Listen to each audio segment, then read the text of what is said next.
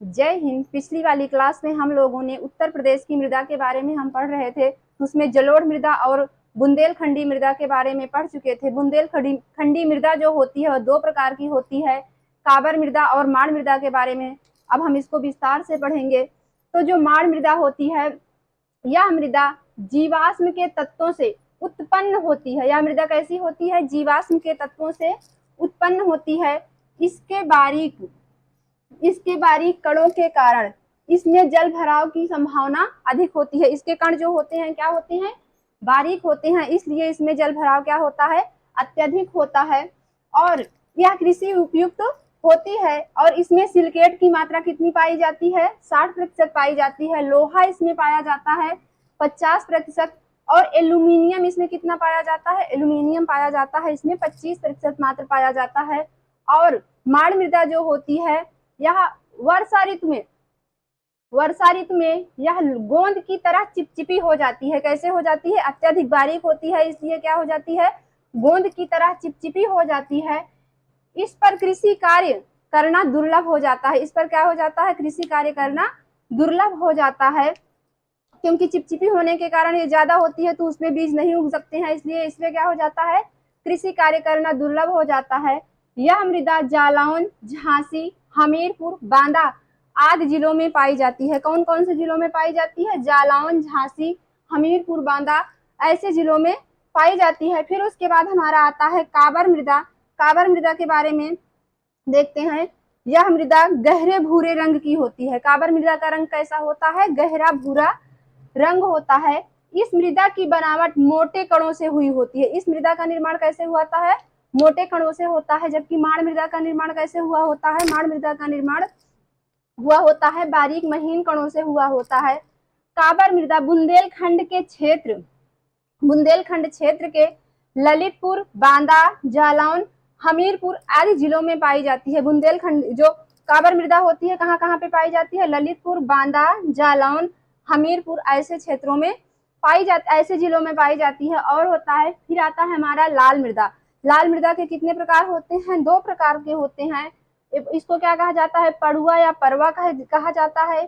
पहले को क्या कहा जाता है? पड़ुआ या परवा कहा जाता है। और दूसरे को क्या कहा जाता है? रॉकर मृदा कहा जाता है। पड़ुआ या परवा मृदा, यह मृदा यूपी के जालौन, हमीरपुर समेत कई अन्य बुंदेलखंडी जिलों में पाई जाती है। और इसमें जैव तत्वों की कमी होती है, इसलिए इस मृदा में अधिक उर्वरक डाला जाता है, तभी इस पे कोई फसल उगाई जा सकती है, नहीं तो नहीं उगाई जा सकती है। और यह मृदा जो होती है हल्के लाल रंग की होती है। यह किस रंग की होती है? हल्के लाल रंग की होती है। और इसे छेमट मृदा के नाम से भी जाना जाता है। इसको किस मृदा के नाम से जाना जाता है? छेमट मृदा के नाम से जाना जाता है। फिर आता है हमारा रॉकर मृदा। यह मृदा जो होती है सामान्यतः पहाड़ी एवं पठारी ढालों पर पाई जाती है। कहाँ पे पाई जाती है? पहाड़ी एवं पठारी ढालों पर पाई जाती है। यह मृदा भी किस रंग की होती है? हल्के लाल रंग की होती है। यह मृदा भी कैसी होती है? हल्के लाल और भूरे रंग की होती है। और सामान्य तौर पर राकर मृदा जो होती है कृषि हेतु उपयोगी नहीं होती है। कृषि हेतु उपयोगी नहीं होती है, लेकिन अधिक उर्वरक का प्रयोग करके चने व तिलहन की फसल को उगाया जा सकता है। सिर्फ 2 फसलों को उगाया जा सकता है, चने और तिलहन की फसल को उगाया जाता है। फिर हमारा आ जाता है आरावली मृदा। ये मृदा जो होती है यूपी राज्य के आगरा जिले के कई हिस्सों में पाई जाती है। पूरे उत्तर प्रदेश में कहीं नहीं, सिर्फ आगरा जिले में पाई जाती है। और यह लाल रंग की मृदा होती है। कैसी मृदा होती है? लाल रंग की मृदा होती है। इस मृदा को चंबल व इसकी सहायक नदियों द्वारा लाया जाता है। यह जो मृदा होती है कैसी होती है? किसके द्वारा लाया जाता है? जो चंबल और इसकी सहायक नदियां होती हैं उन्हीं के द्वारा। उत्तर प्रदेश की अन्य मृदाओं के बारे में पढ़ लेते हैं। तो उत्तर प्रदेश की अन्य मृदाएं जो होती हैं, पहले नंबर पे क्या हो जाती है? माट और बंजर मृदा। पहले नंबर पे क्या है? माट और बंजर मृदा है। ये दोनों मृदा यूपी के पूर्वी हिस्से में गोरखपुर, बस्ती, महाराजगंज, सिद्धार्थनगर और गोंडा आदि जिलों में पाई जाती हैं। कौन कौन से जिलों में पाई जाती हैं? तो जो पूर्वी जिले हैं गोरखपुर, बस्ती, महाराजगंज, सिद्धार्थनगर, गोंडा आदि जिलों में ये माट और बंजर मृदा पाई जाती है। और इसकी एक खास बात होती है, माट मृदा जो होती है दोमट, बलुई और कैल्शियम युक्त होती है। इसमें क्या होता है, ये दोमट मिट्टी जो जैसी होती है और ये बलुई भी होती है और कैल्शियम युक्त होती है। यह मृदा अधिक जल ग्रहण करने के लिए पाई जाती है, या इस मृदा में क्या होता है, यह जल ज्यादा अधिक जल ग्रहण कर सकती है। उसके बाद हम देख लेते हैं बंजर मृदा। बंजर मृदा क्या है, इस मृदा में कम मात्रा में कैल्शियम पाया जाता है। इस मृदा में क्या होता है, कम मात्रा में कैल्शियम पाया जाता है। और उसके बाद आता है नंबर 3 में भाट मृदा। भाट मृदा कैसी होती है, भाट मृदा यूपी के कुशीनगर जिले में पाई जाती है। कहाँ पे पाई जाती है, यूपी के कुशीनगर जिले में पाई जाती है।